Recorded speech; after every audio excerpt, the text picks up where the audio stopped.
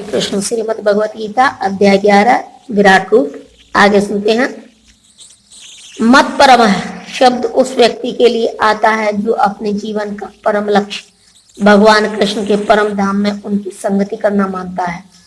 ऐसा व्यक्ति चंद्र, सूर्य या स्वर्ग जैसे उच्चतर लोकों में अथवा इस ब्रह्मांड के उच्चतम स्थान ब्रह्मलोक तक से भी जाने का इच्छुक नहीं रहता। उसे इसकी तनिक भी इच्छा नहीं रहती। उसकी आसक्ति तो आध्यात्मिक आकाश में जाने में रहती है। आध्यात्मिक आकाश में भी वह ब्रह्म ज्योति से तादात्म्य प्राप्त करने में संतुष्ट नहीं रहता, क्योंकि वह तो सर्वोच्च आध्यात्मिक लोक में जाना चाहता है, जिसे कृष्ण लोक या गोलोक वृंदावन कहते हैं। उसे उस लोक का पूरा ज्ञान रहता है, अतः वह अन्य किसी लोक को नहीं जाना चाहता। जैसा कि मद भक्त शब्द से सूचित होता है, वह भक्ति में पूर्णतया रत रहता है। विशेष रूप से वह श्रवण, कीर्तन, स्मरण, पाठ सेवन, अर्चन, वंदन, दास्य, सख्य और आत्मनिवेदन भक्ति के इन 9 साधनों में लगा रहता है। मनुष्य चाहे तो इन 9 साधनों में रत रह सकता है, अथवा 8 में, 7 में नहीं तो कम से कम 1 में तो रत रह सकता है। तब वह निश्चित रूप से कृतार्थ हो जाएगा। संगम वर्जित शब्द भी महत्वपूर्ण है। मनुष्य को चाहिए कि ऐसे लोगों से संबंध तोड़ ले जो कृष्ण के विरोधी हैं।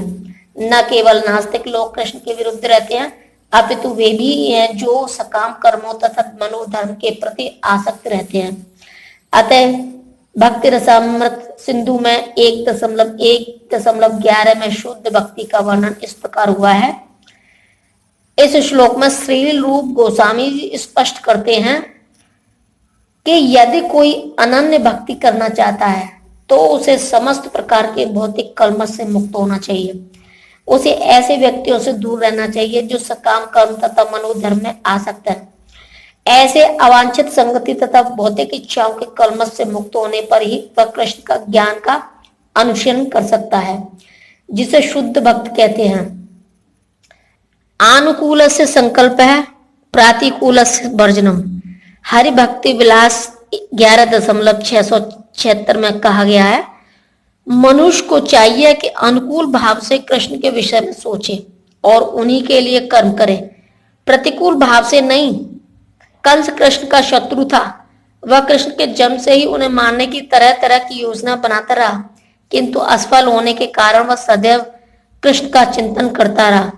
इस तरह सोते जगते काम करते वह सदैव कृष्ण भावना भावित रहा, किंतु उसकी वह कृष्ण भावना अनुकूल न थी। अतः 24 घंटे कृष्ण का चिंतन करते रहने पर भी वह असुर ही माना जाता रहा और अंत में कृष्ण द्वारा मार डाला गया। निसंदेह कृष्ण द्वारा वध किए गए व्यक्ति को तुरंत मोक्ष मिल जाता है, किंतु शुद्ध भक्त का उद्देश्य यह नहीं है। शुद्ध भक्त तो मोक्ष की भी कामना नहीं करता। वह सर्वोच्च लोक गोलोक वृंदावन भी नहीं जाना चाहता।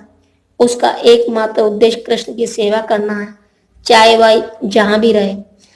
कृष्ण भक्त प्रत्येक से मैत्री भाव रखता है। कृष्ण भक्त प्रत्येक से मैत्री भाव रखता है, इसीलिए यहाँ उसे निर्वैर कहा गया है, अर्थात उसका कोई शत्रु नहीं होता। यह कैसे संभव है? कृष्ण भावना व्रत में स्थित भक्त जानता है कि कृष्ण की भक्ति ही मनुष्य को जीवन की समस्त समस्याओं से छुटकारा दिला सकती है। उसे इसका व्यक्तिगत अनुभव रहता है। फलतः वह इस प्रणाली को, कृष्ण भावना व्रत को मानव समाज में प्रचारित करना चाहता है। भगवत भक्त का इतिहास साक्षी है कि ईश्वर चेतना का प्रचार करने में कई बार भक्तों को अपने जीवन को संकटों में डालना पड़ा। सबसे उपयुक्त उदाहरण जीसस क्राइस्ट का है। उन्हें अभक्तों ने शूली पर चढ़ा दिया, किंतु उन्होंने अपना जीवन कृष्ण भावना भक्त के प्रसार में उत्सर्ग किया। निसंदेह यह कहना कि वे मारे गए ठीक नहीं है। इसी प्रकार भारत में भी अनेक उदाहरण हैं, यथा प्रहलाद महाराज तथा ठाकुर हरिदास। ऐसा संकट उन्होंने क्यों उठाया? क्योंकि वे कृष्ण भावना व्रत का प्रचार करना चाहते थे और यह कठिन कार्य है। कृष्ण भावना भावित व्यक्ति जानता है कि मनुष्य कृष्ण के साथ अपने संबंध को भूलने का कारण ही कष्ट भोग रहा है। अतः मानव समाज की सबसे बड़ी सेवा होगी अपने पड़ोसी को समस्त भौतिक समस्याओं से उबारा जाए। इस प्रकार शुद्ध भक्त भगवान की सेवा में लगा रहता है।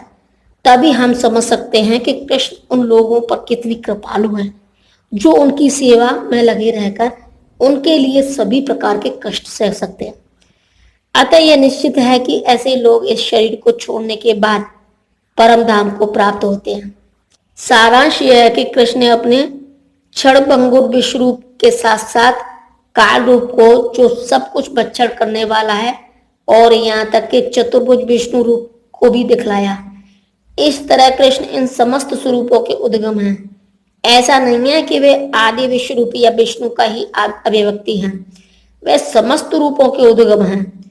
विष्णु तो हजारों लाखों हैं, लेकिन भक्त के लिए कृष्ण का कोई अन्य रूप उतना महत्वपूर्ण नहीं जितना कि मूल दो वजू श्याम सुंदर रूप में। ब्रह्म संहिता में कहा गया है कि जो प्रेम या भक्ति भाव से कृष्ण के श्याम सुंदर रूप के प्रति आसक्त हैं, वे सदैव उन्हें अपने हृदय में देख सकते हैं और कुछ भी नहीं देख सकते। अतः मनुष्य को समझ लेना चाहिए कि इस 11वें अध्याय का तात्पर्य यही है कि कृष्ण का रूप ही सर्वोपरि है एवं परमसार है। इस प्रकार श्रीमद् भगवद गीता के 11वें अध्याय विराट रूप का भक्ति वेदांत तात्पर्य पूर्ण हुआ। जय श्री कृष्ण।